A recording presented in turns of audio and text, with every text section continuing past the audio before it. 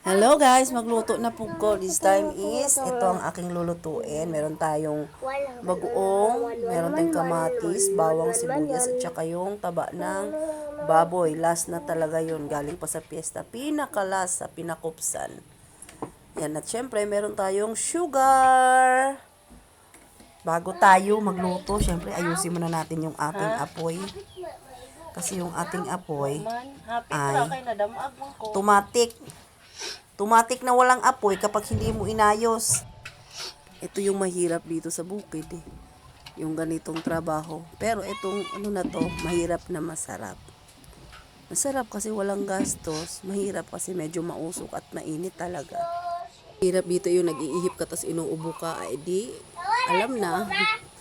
Yan, okay na siya guys. So ilagay na natin ang ating kawalit. Antayin natin medyo uminit-init. As in, mainit pa sa pag-ibig ko sa'yo. Char. Charan.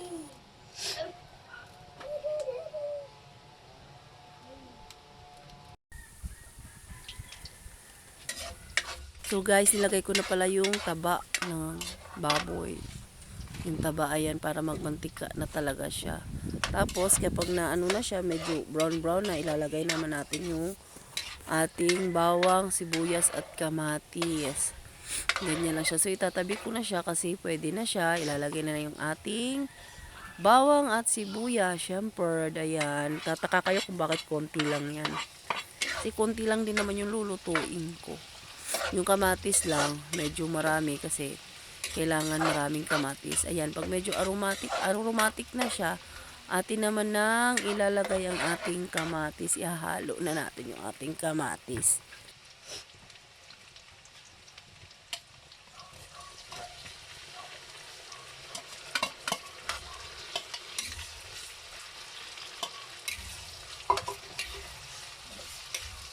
Pagkatapos natin mailagay ang kamatis, syempre hahalo-haluin natin para maghalo talaga siya. Ayan. Kasi kailangan yung kamatis is medyo ano talaga siya, madurog ba. Hindi mo na siya makita. Para yung kanyang pinaka-sauce, ayan. Takpan natin ng bahagya. Char.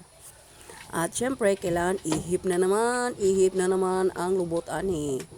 Ana, sige ihi para lumakas ang apoy. Kasi kapag hindi inihipan, wala. Iyak na naman kay mausok. After 25 years, siguro pwede na tong kamatis natin. Charan! Tingnan natin.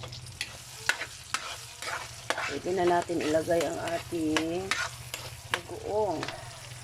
Binabad ko pala sa suka tong bagoong guys bago ko ito hinalo.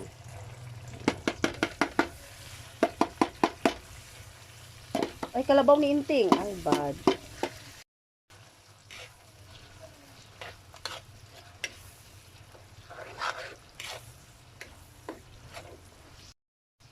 Yun sa Manila. Hindi pink yung ano eh. Bagoong. Oh, bakit dito pink? Pero meron akong nabili may nabili ako nung pa ako. Ninegosyo ko ng bagoong alamang. Hindi siya ganito. Doon ako sa Tagbilara nabili. Sa City. Sa ICM. Doon ako nabili. Hindi ganito yung pink. Hindi. So, aantayin lang natin siya na maluto. Tapos, i-add natin yung sugar. Tapos, pagkatapos nun, tikim na. At okay na siya maya-maya. Check na naman natin kung okay na ba. Pwede na ba tayo maglagay ng sugar.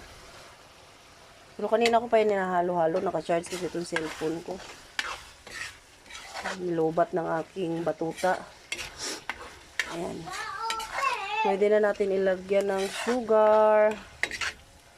Kasi pag wala tong sugar, nako, wala tong buhay.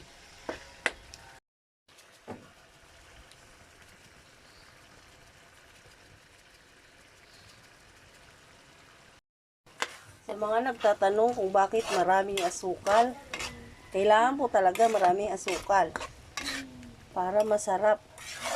Kasi kapag hindi nyo dinamihan, sobrang alat niyan.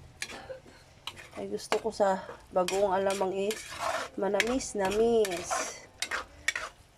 Tapos, hindi ko po siya lalagyan ng sili. Kasi, hindi makakakain si Sean. Depende na lang to kung gusto ng asawa ko, kuha na lang siya ng sili. Tapos, mag-slice na lang siya para medyo maanghang. Ayan, maya-maya. Titikman natin to kung kulang pa ba asukal. Pero pakiramdam ko, kulang pa nga yung asukal. Tikman natin. Tapos, kapag okay na, tunaw na yung asukal, ayan na, oily na siya. Luto na siya.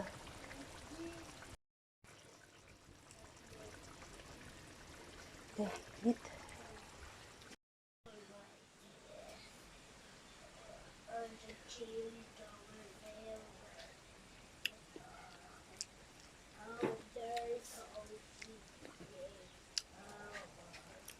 Kulang pa talaga asukal.